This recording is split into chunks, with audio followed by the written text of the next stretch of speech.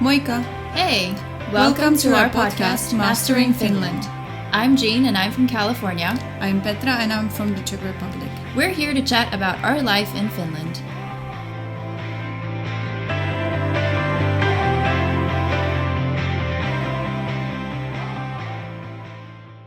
Hello everybody, welcome back to our podcast. And today we have another episode related to mental health and well-being. And today I would like to welcome Sinni Sofia Savola, who is psychologist. Hi Sinni. Hello, nice to be here. How are you today? I'm good, thanks. I'm really well, thank you. How are you?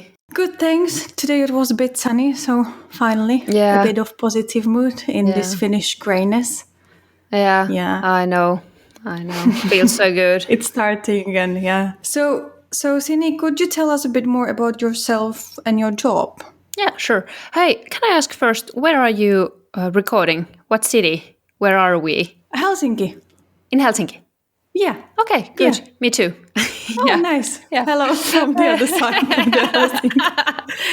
It's remotely recorded, so just so you know, precautions, coronavirus, and it's also easier, let's be honest. Yeah.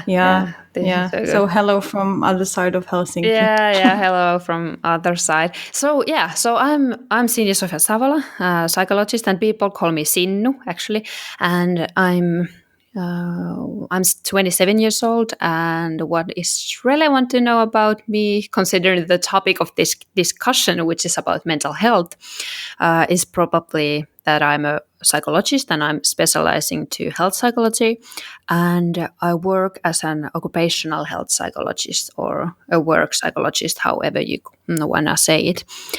And I'm also running my own podcast. So I'm a big podcast lover, and my podcast is called Psychologia ja kaikenlaista. I don't know, a semi-proper translation would probably be something like psychology plus this and that. Yeah. And unfortunately, it's only in Finnish, but anyhow, you can listen to it from all the major podcast platforms. And yeah, that's pretty much all the main things about me, I guess, for now. Yeah, and we will definitely link the podcast and also your website to the information about this episode. So listeners, you can visit Sinnu's website and also the podcast and listen more there. Yeah, good. So let's start talking about the mental health and. First, to sort of clarify, the terms. So could you sort of clarify for our listeners, what is the difference between counseling and therapy?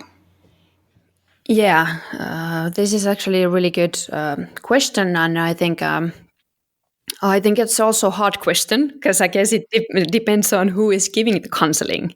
So who's the professional in there? But I think in counseling and in therapy in general, they both have the same bigger goal. So to help people of all ages live happier, healthier, more productive lives. And I mainly know about therapy more than about counseling. But I think as the word counsel itself implies recommendations and advice, and those are more central in the discussion than when it comes to the therapy. And the main working tool in therapy is actually the relationship between the therapist and the other person.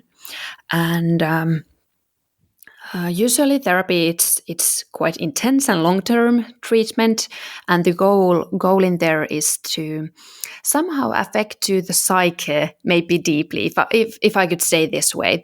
And therapist knows about mental illness and health, and has research-based techniques to help people develop more effective thoughts, emotions, behavior, and all that stuff. And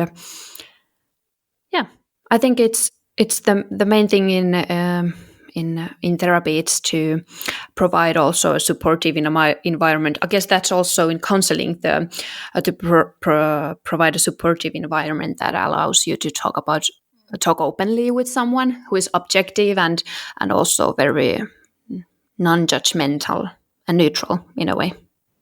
Yeah. Thank you for the explanation. I think it's really nice to sort of state, at the beginning before we get a bit deeper into it. So let's say there is a person who is struggling with their mental health. They're in Finland, and they're trying to sort of, find a solution. So what are the first steps that they should take in order to be able to get the help in Finland?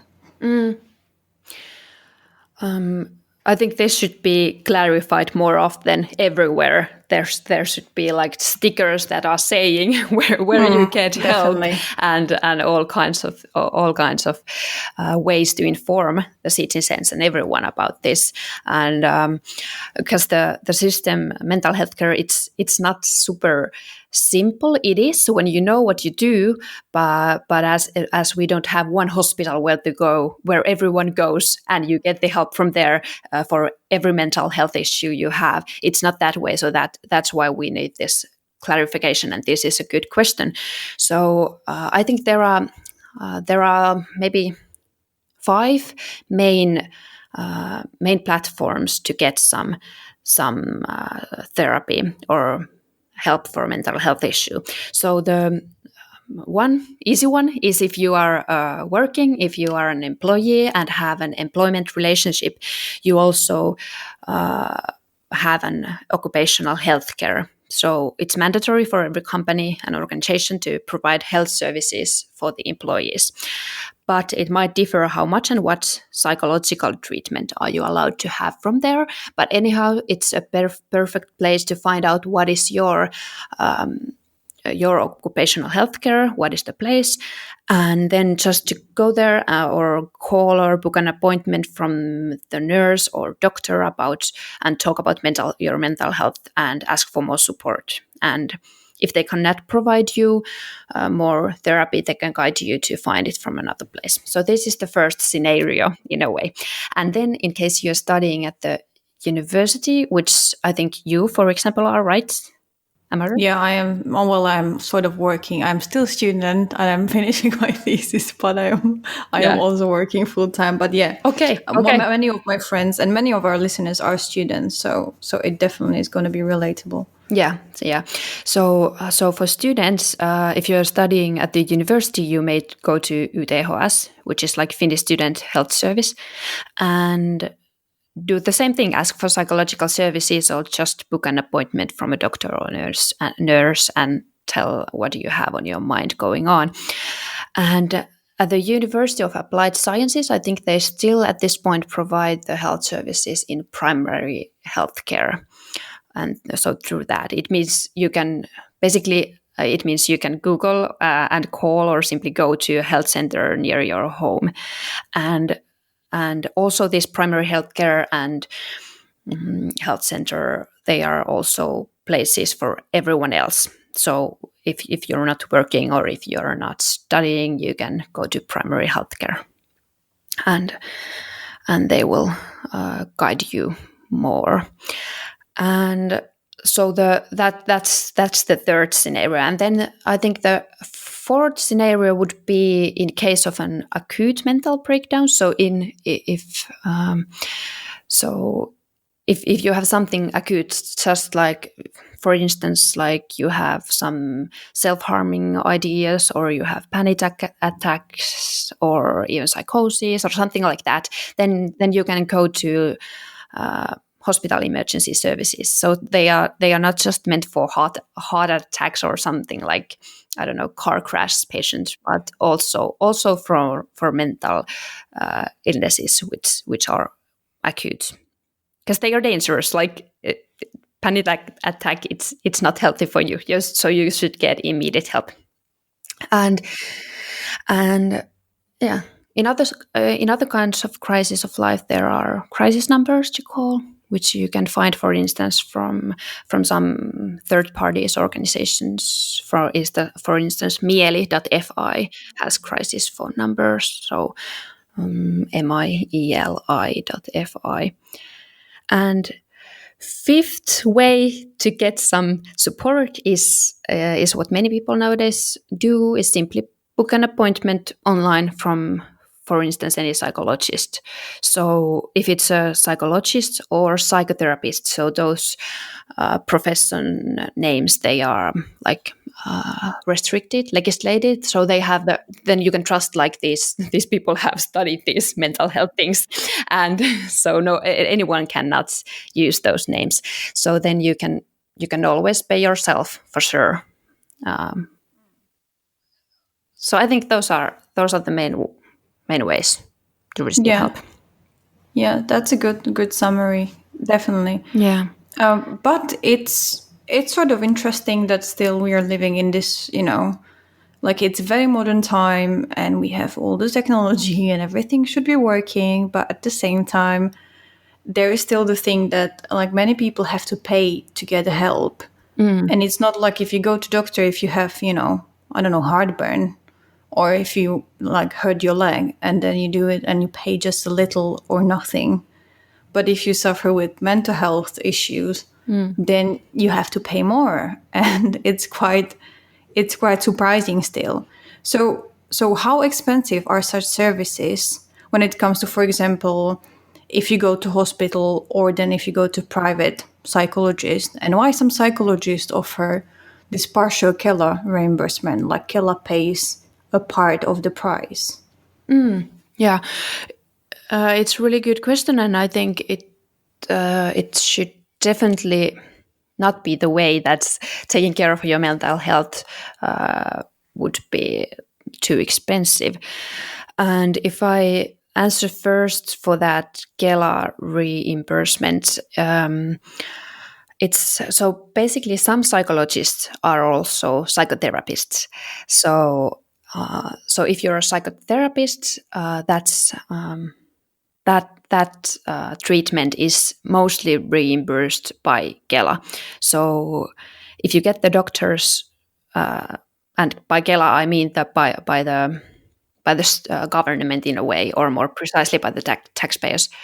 But if you get the doctor's opinion that psychotherapy would suit for you, and you are committed to the psychotherapy treatment plan, you will have Kela's back, and that makes your therapy not free at all, but significantly cheaper. So it would be like 20 to 40 euros per session, and I don't know, the Kela system, it's not perfect at all. I think it's actually quite shitty, the system, but that's how it is at the moment, and you still have to pay for it though.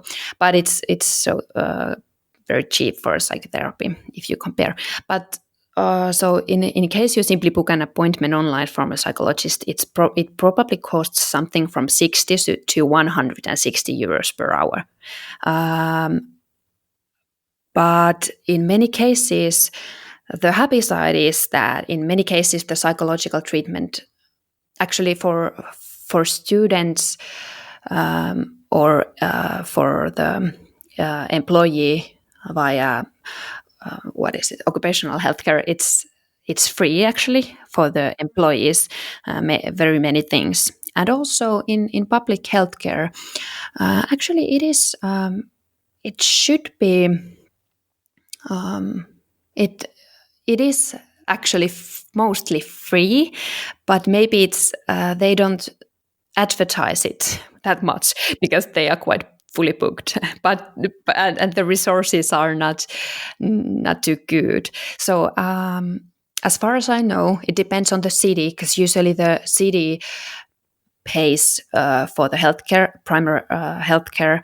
So it depends on the city. For instance, in Helsinki, they very good care for you. You need to only buy like pay just small amount in comparison to what the treatment actually costs. But sometimes, for instance, for many for a lot of mental health care, you don't have to pay. But for instance, you have to pay for dental care. So but it depends on the city. That's in Helsinki, but depends on where the city wants to put the money and where they want people to go in the first place, and what they want to make free. And actually, there's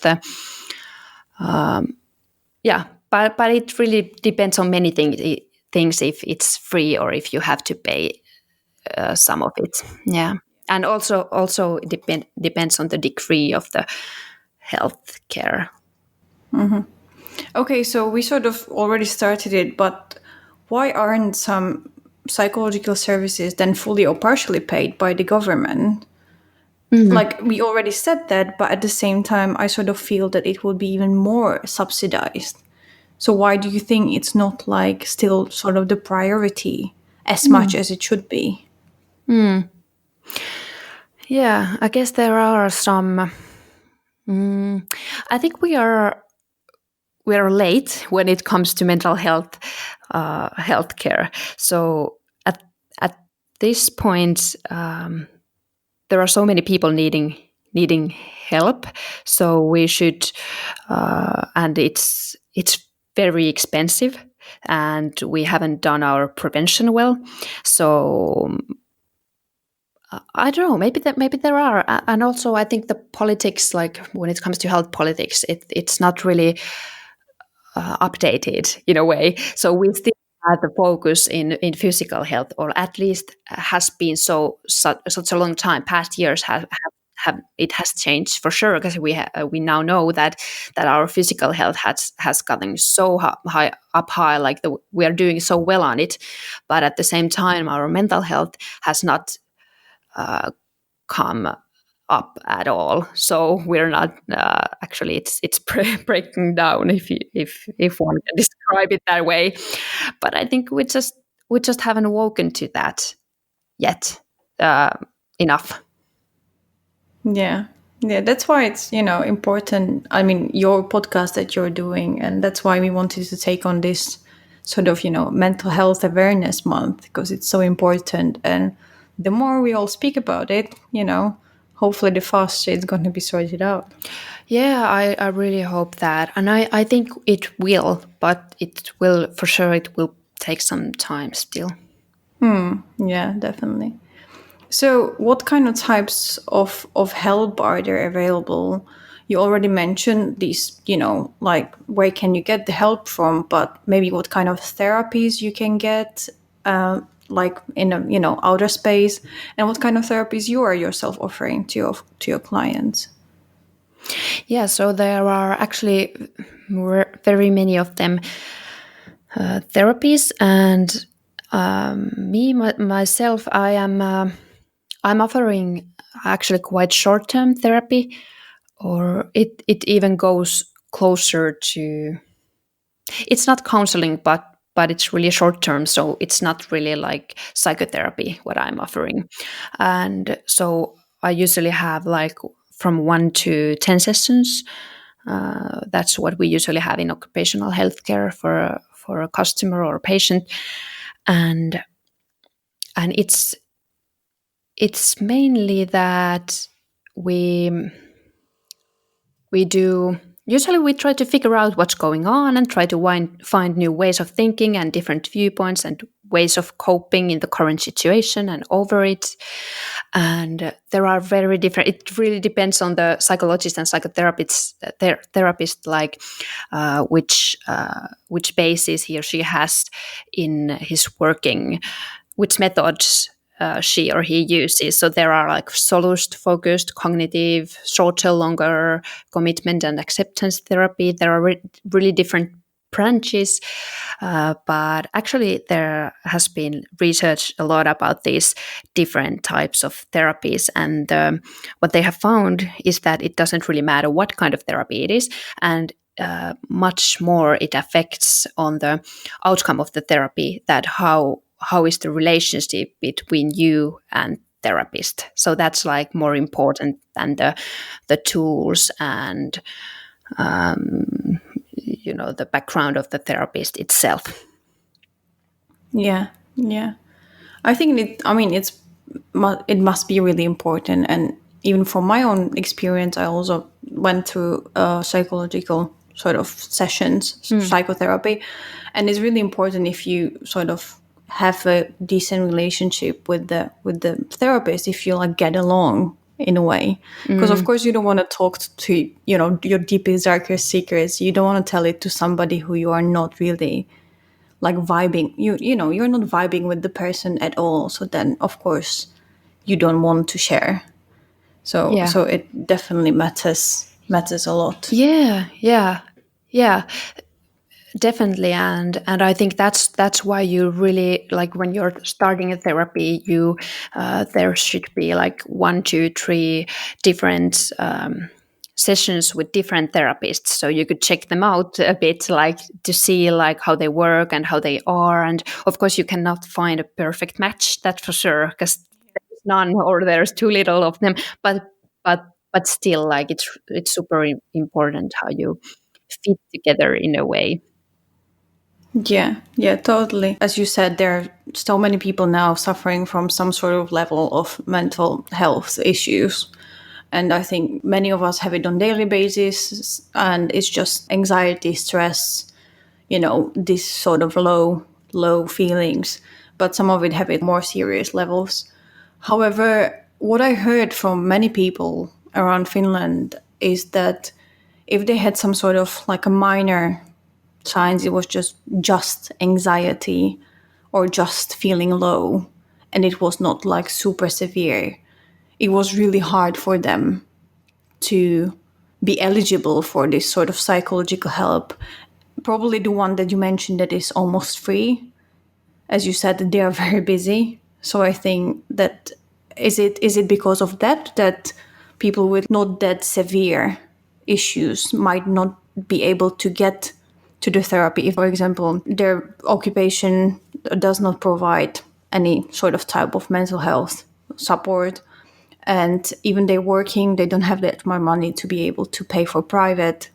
And then in hospital or in a terveysasema, they tell them, oh yeah, but you should do this and that, but you are not really eligible to get to the psychotherapy. If you understand what I Yeah, mean. I totally get it. Yeah, I totally get what you mean.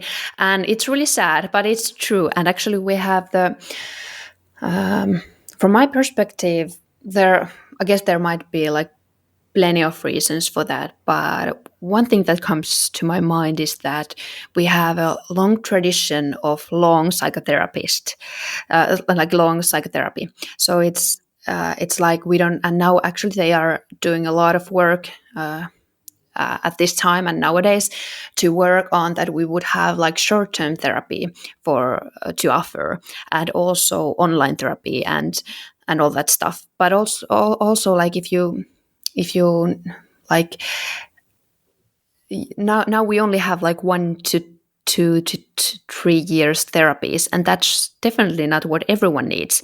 So the criteria to get therapy, like if we talk about Kela therapy, it's like the bar is too high. You have to be like you have to feel quite bad so that you need like 3 year therapy. I'm not saying that they are feeling like super bad, but to get the but still there are standards that you don't get if you are feeling blue and don't really, you don't have traumas and don't really know about what where does it come from. So yeah, it's not easy, and we don't have the like really proper system for that to have like short term therapy and short term services for that. So yeah, I think that's at least one reason. And also, I don't know, I guess also like at least like psychology is it's quite a new branch of science in if you compare it to like medicine,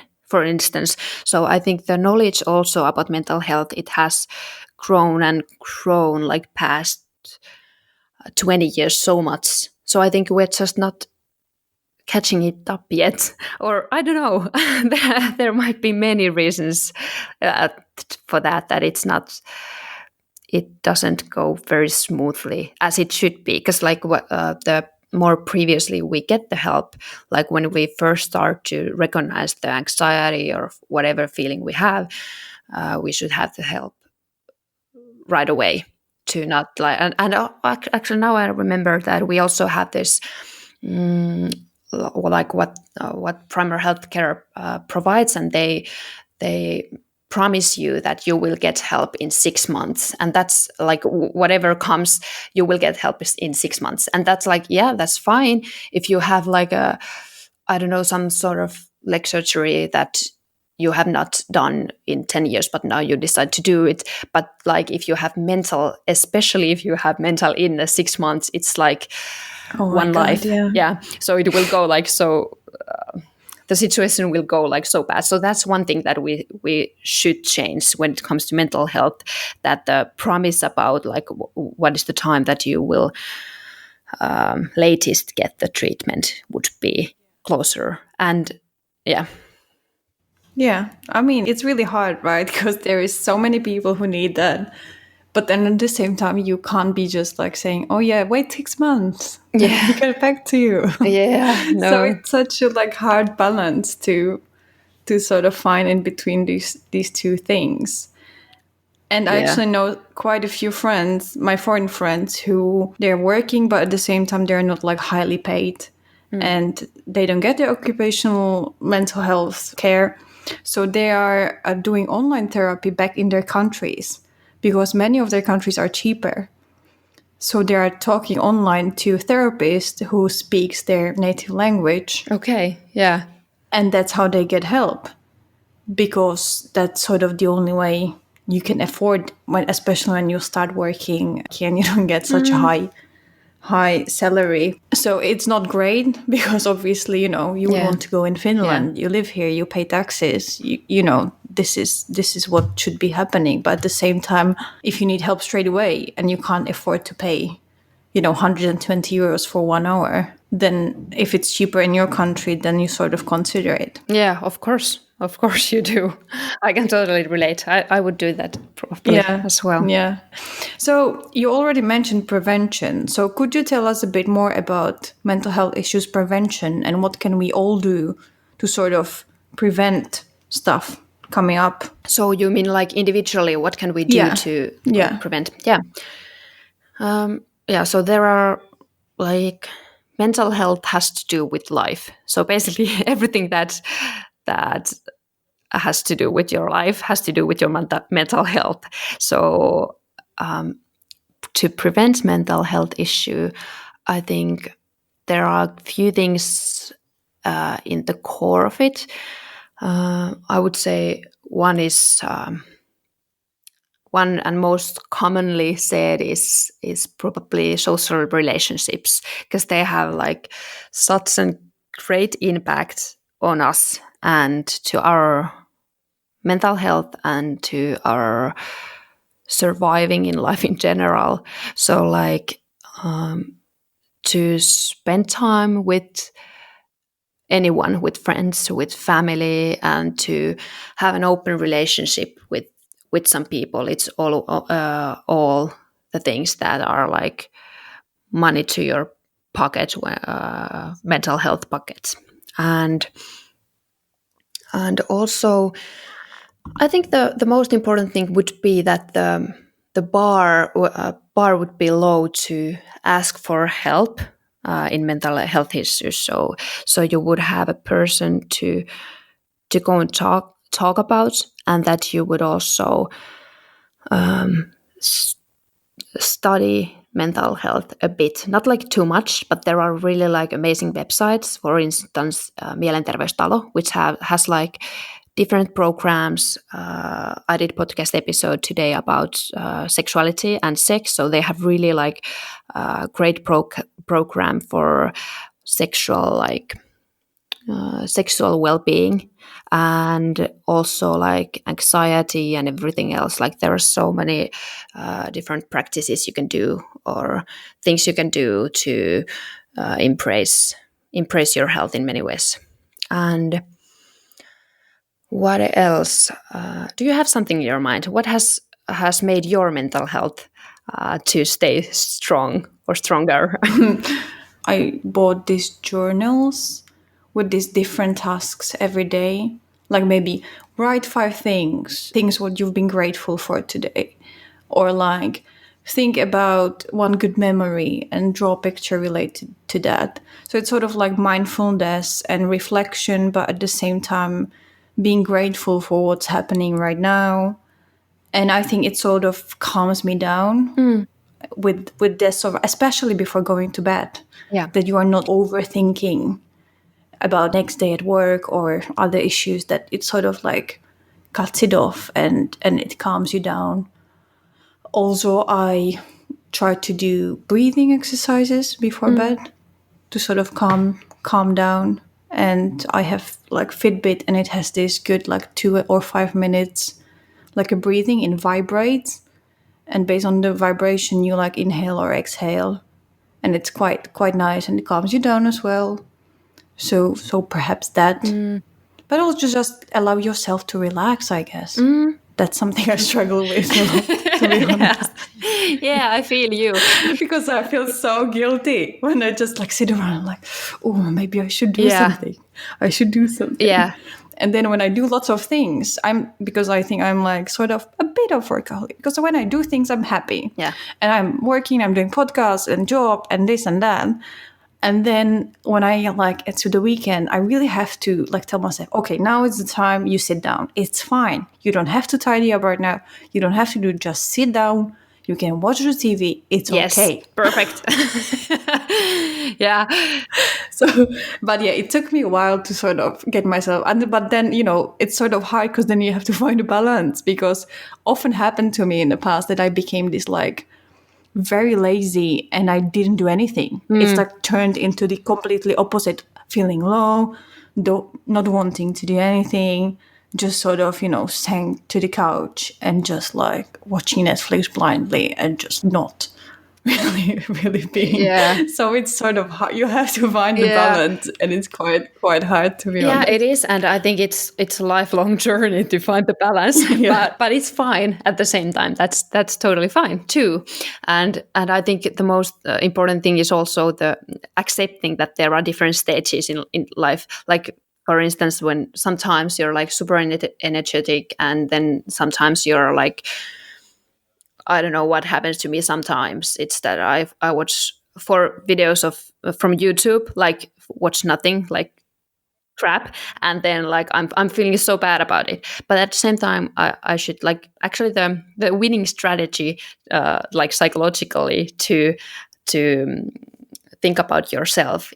It's that accepting your past, but remembering that future, like the past is not your future, so you can always like change your habits and performance and doings in a way. So like, but it's so hard though. it is like, it's easily said, but it's really hard. But I'm happy you said like those mindful practices that you're doing, because I think those are super important in our everyday life nowadays, as we live in such an hectic media and social media, but also work life we have. So it's like, and it's also like we receive so much information during the day, and it's crazy, and it's even getting faster and faster that we receive more and more information during the years. And so it's really important to like learn to relax and find the places where you relax and where you find the relaxation. It's different for everyone. So I'd recommend to do one particular thing. I would say, So, but and in the core of that is, of course, that to allow yourself to relax and to enjoy life, especially, and to enjoy good stuff. Yeah. That's like the goal of life to enjoy the good stuff. Yeah, definitely. And I mean, it's, as you said, we receive so many informations, and like with the social media, and it's so easy to not stop it. Yeah. Like you just have your phone and then you just scroll, and there is more and more. And I get it. They made this horrible algorithm that just brings you all the time new things.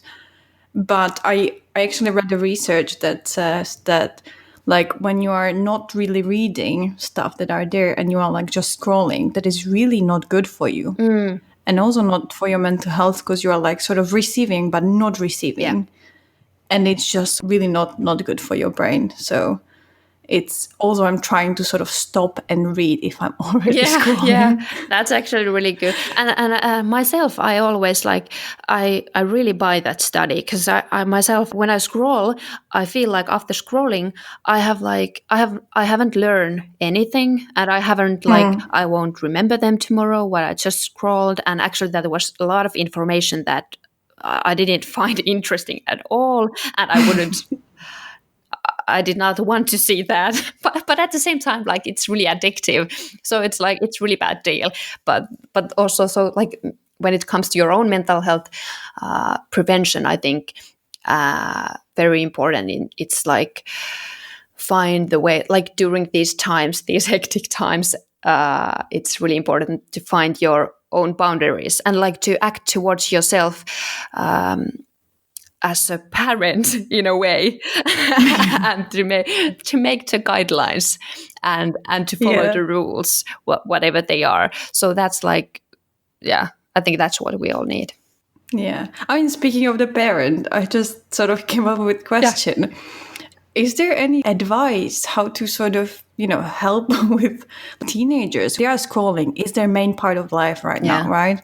Teenagers starting from, I don't know, 11 to probably 16. That's it. TikTok and, creating dances. I know it's movement, it's good, but at the same time, because I have a sister, she's 12 years old. She's going to be soon 13. And it's really hard to explain to her that this is not how she can live her life, just like this phone with the videos, and that's all. So is there I don't know, is there any way how to explain? Obviously I'm trying to explain and I'm telling her, but she's teenager, so she's like half listening and half letting it go. So do you have any advice to what to say to teenager when they are so much on social media and having screens all the time? Well, I would say it's really hard actually, and it is indeed it is a big problem.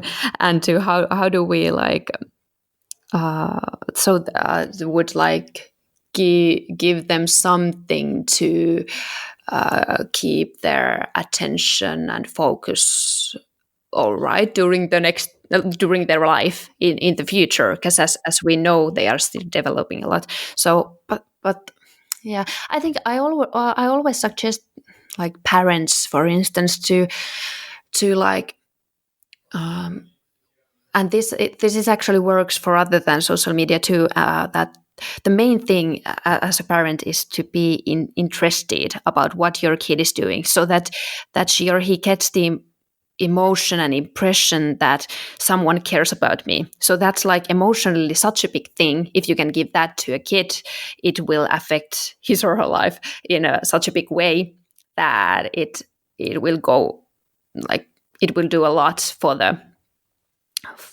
like to prevent all the bad stuff that TikTok might do. But like, so the interest, it's all also like the way you usually get the interest of a young person, teenager, to talk with you, and also to be like not to know what you don't know. Like you should really ask a lot of questions and to be like genuinely interested about the apps and everything like that, and make them to say like the pros and cons of TikTok or Snapchat, and so that they can really put it to from their own mouth. It comes from their own mouth and say it like in their language, and that you can really. So then after that, you can probably really know what she or he thinks that is bad on social media and what is good. And then you can maybe discuss about these things. But like, this is all already like easily said, but hardly done.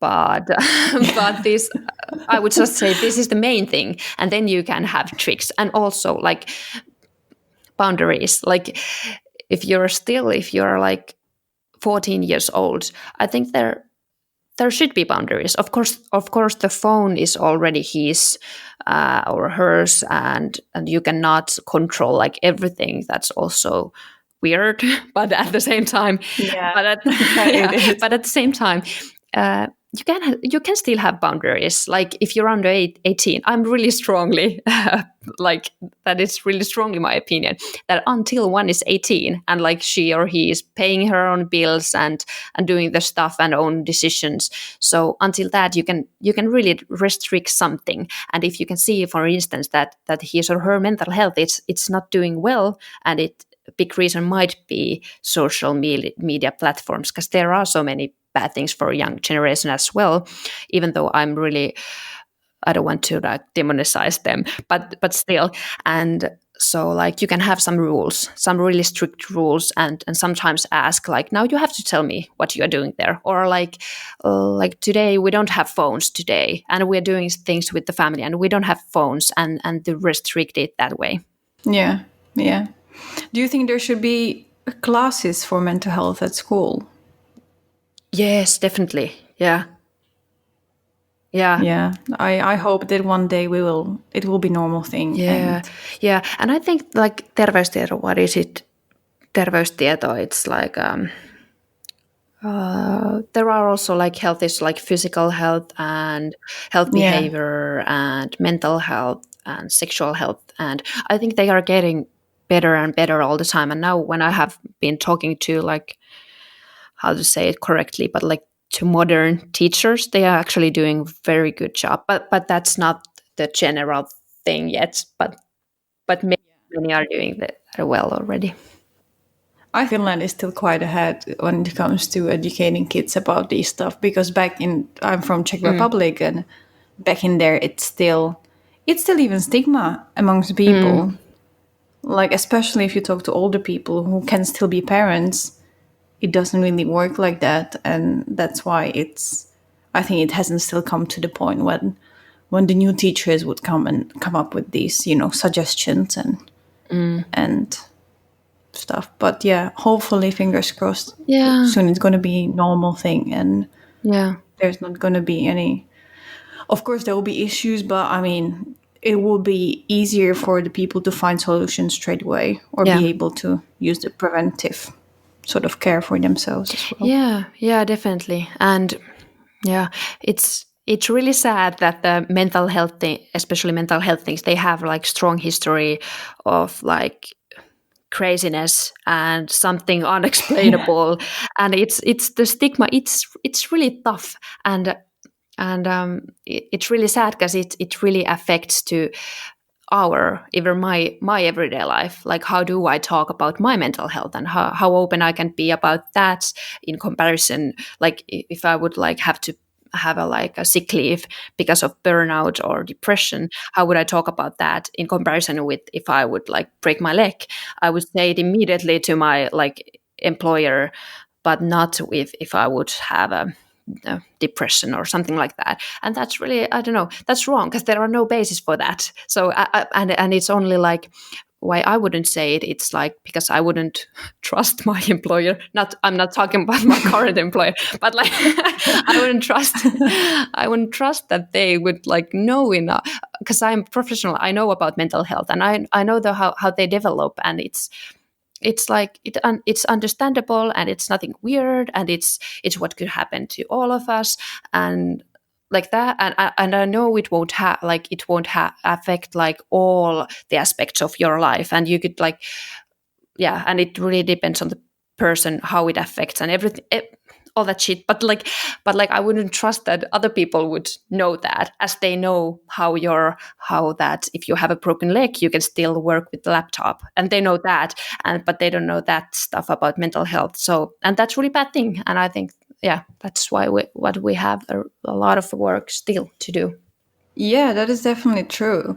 And I mean that's why I went through like bad episode of my life. It was 1 year of hell with mental health. And when I finally managed to sort of get over myself, I'm not fully over myself, but I tried my best to be, capable human being of having decent life, as far as as managed. But after that happened, and it was really bad, I was like, okay, I have to talk about it, because if I don't, there might be so many people who are secretly suffering.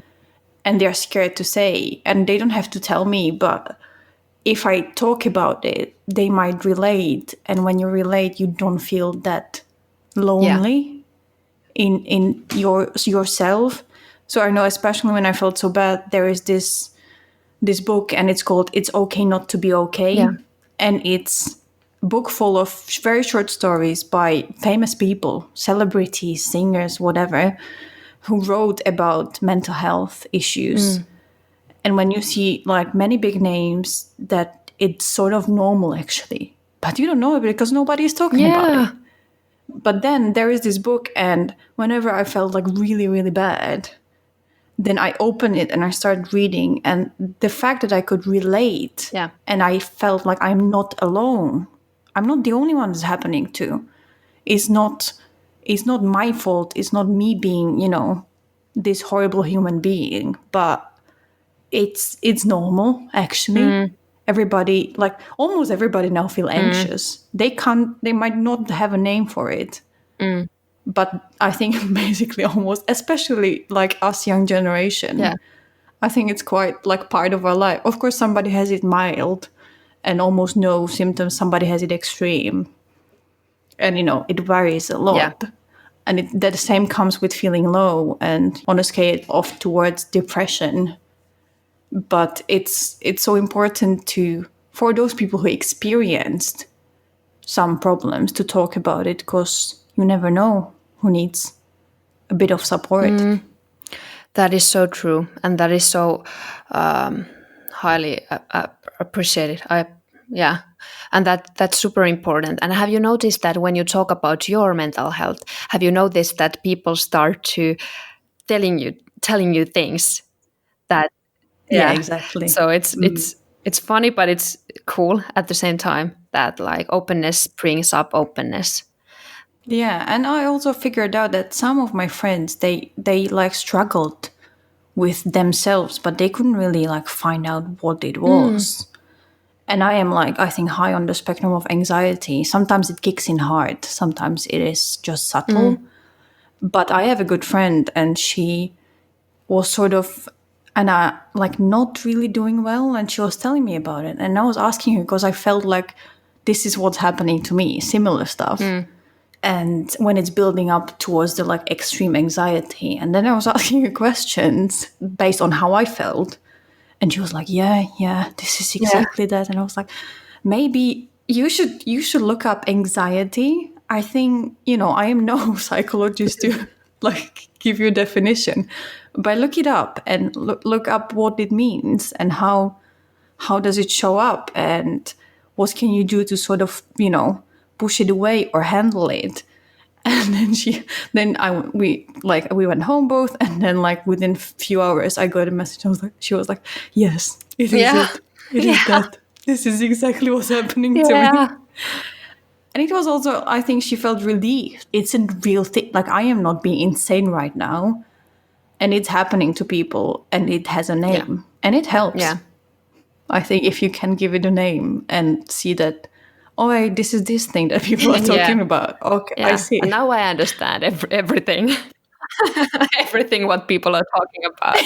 Yeah. And what I'm going through as well. Yeah. It's so crazy that she couldn't she thought, she was like, I think I'm going insane.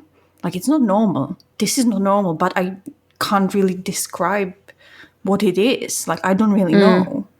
So yeah, I think that's also a part of it, that you don't really know what's happening. It's weird, but if you can't give it a name and look it up or hear about it, it's really hard to know. Yeah. I mean, yeah, and speaking about the anxiety, stress, even depression, right? So what sort of first steps would you recommend in case somebody is spotting those? We already covered it, but what sort of, first steps would you recommend to these people? I think I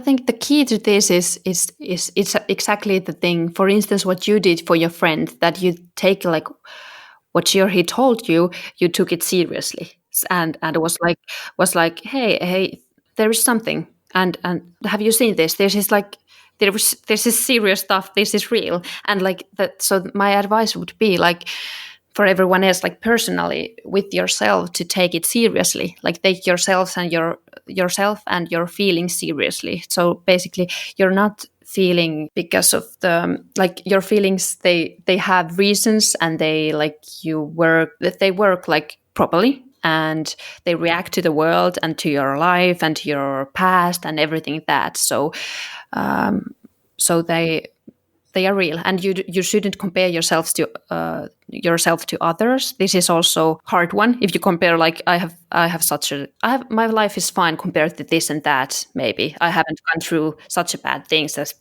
this or that might have, but that's just finding a justification why your emotions don't matter or aren't real at all. So the main thing, and this is the hard part for me too, actually, that to be honest with yourself about your feeling, and then to find a friend to tell something about that. And it's not that every friend would be worth of telling your anxiety, but like some of them are, and you should try them. And so tell someone, and maybe ask someone if they have felt something like that. And also I think there are a lot of also like professionals or like people who have gone through different like mental states, hard mental states. They have really like good social media accounts which you could find, and to get some like something relatable, and to get support, and to get to know your feelings a bit better maybe. And then what we talked about previously, like whenever you're ready, you can like enter the healthcare system and to like to try it. And first time when I tried to enter healthcare system with my mental health was actually a couple of years ago, and it was like a phone call to my work. Well, I think it was occupational healthcare, and I called there, and it was horrible, and it was like I felt so bad because I was a psychologist trainee, and back in the days, and I'm like, I should be pro, but I'm not at all. And like this is like, and now there is some like colleague helping me, and I felt so weird, and I was feeling such an underdog. And then, but then it was also a bad phone call because I didn't receive any help. So basically I had to like call again, and to do a little of it was such a work for me to call there even. And then when they were not friendly for me, it was like really a big backlash. and I was like, I'm a shitty person and I will never try any help again. But I did, because I somehow knew that it's just like I have to try again. But sometimes you have to try like once again. If you don't receive help from one place, you have to like try the other place. And it shouldn't be that way, but sometimes just do it. And it's worth it if you find a place to like receive some support and psychological help. Yeah, definitely. I mean, it's funny because like you said it this way, that you also tried it was really bad, and then but it's really hard if you're like really low. Yeah. It takes you so long to push yourself to actually do this call and explain everything and hope that somebody will take you seriously, and then they don't really help you. Yeah. And you're like, fine. Yeah. So what am I doing now? How and then it might be really hard for the person to be able to push themselves to do the whole process again. Yeah. And I bet it was hard for you as well. Yeah, definitely. And like it's somehow it's like I think it's because it's super brave. It shouldn't be brave, but it is brave to try to get some help. And also already like you have to Google a bit and to find the number to call. And even that is like, I don't know what the hell am I calling, but like I'm trying this number and maybe they will like no, but like so that might be also a deal. And then when you are brave enough, it's like it's really bad if you don't reserve good help. Usually you do, but not always. And then like I think there is also a little bit of, how to say it, like design. There would be work for like customer designers in healthcare. So if that was my decision, I would hire some of them to like do the processes again and make them good. That reminded me of when I was in that bad year, and I was in Finland where I was studying, and I called to YTHS, to the mental health care Yeah. line. And then I called there, and then they said they're going to call back. They called the next day, and they were like, "Oh, but you called to Tampere, and you live in Jyväskylä, so you haven't called again." And I was like, "What? Oh, well, maybe we can let them call you." And then I was like, "Well, okay, it would be good if they could call me from Jyväskylä, right?" Yeah. So then she said, "Okay, yeah, this is your number, blah blah." And then next day, nothing. No. The other day, nothing. And then I was like, "Oh, well, probably it's not happening." And I didn't want to call again. Yeah. But luckily, my university was great in Jyväskylä, and I had great support from my department. And we had these like buddies, sort of, it's teachers who are trained to sort of support you if you have difficulties. It's more like a counseling, but they can sort of push you onwards to somebody who can provide you like a better help than they can. Yeah. And that's when I went, and then I got like psychological help from the faculty, from like real psychologist, which was good, and I really needed it. But that's a funny thing, and it's exactly what you said. They said they were going to call, they never called. Like if you'd promised to call like someone who is having some sort of mental breakdown, then please call. like you had one task to do, and like you can let the other phone calls go, but just call her. But no, yeah, that's so bad. Yeah, so that went well for me, but I survived. good. So luckily it was not anything that I would not survive. But it would be horrible if it was a case of somebody having like self-harming thoughts and they just would not call back or something like that. I mean, but yeah, hopefully this is not a normal thing, and it was just one-off, and I was just the lucky one to not get the call back. I think you were not the only one, unfortunately, but I hope were not the most of the people. Yeah. Hopefully not. Well, now COVID is happening around the world. Is there any good tips, except all the prevention we talked about? And can you say what people could do to calm down about the situation and handle the worry about their families and things like that? Is there any I don't know, any magical advice? Yeah, I have few of them. So some of them. I always say that if you like this is also one like winning strategy when it comes to your psyche, is that to it's a cliche, but if you dig deeper, it is true, and you can find the truth from there. And it is that seriously the things you can have an impact in life, you should like focus on these things. And it's really bad for your health to focus on things that you cannot have an impact. You cannot do anything with them. It's just not under your control.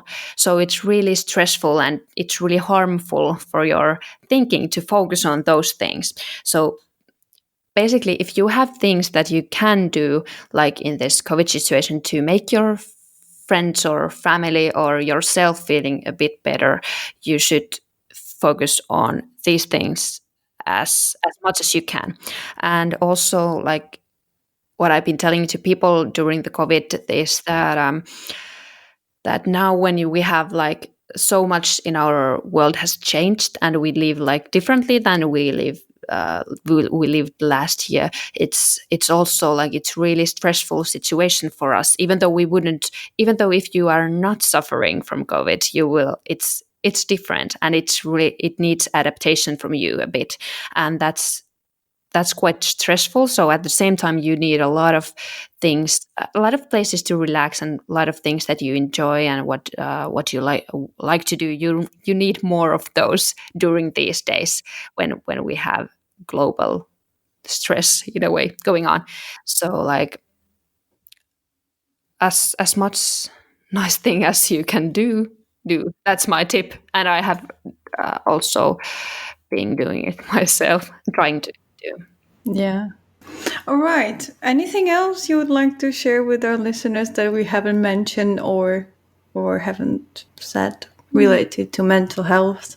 I think we covered quite a lot. Yeah, yeah. I think that's pretty much. Yeah, thank you so much. It's been such a pleasure and such a nice It was talk. really nice talk. Thank you so much for having me. And this month you have like Mental Health Month, November. It's really good, and it's really good time for that Yeah. during the Yeah, darkest that's time why of the we year. chose Yeah, it because it's so it's really great. risky this time. It's Yeah, so great. Yeah, exactly. And I think when it gets all these grayness and darkness and it hits you because you sort of expect it, but at the same time, it comes faster than you expect yeah, it to come. yeah.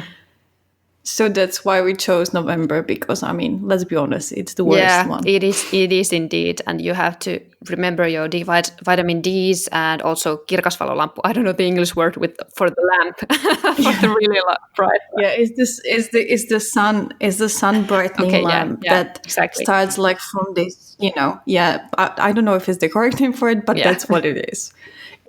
It starts and it sort of brightens slowly and then you're waking up with the sun and it's really yeah, beautiful. I also have it. It's really good. It's way easier to get yeah, up than without that. Yeah. That's a good tip. yeah. Yeah, okay. Oh, thank you. Good. Thanks a lot. Thanks a lot. Amazing.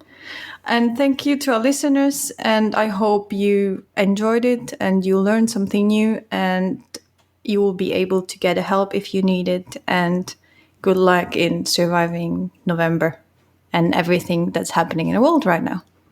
All right. Have a nice day. Bye. Bye.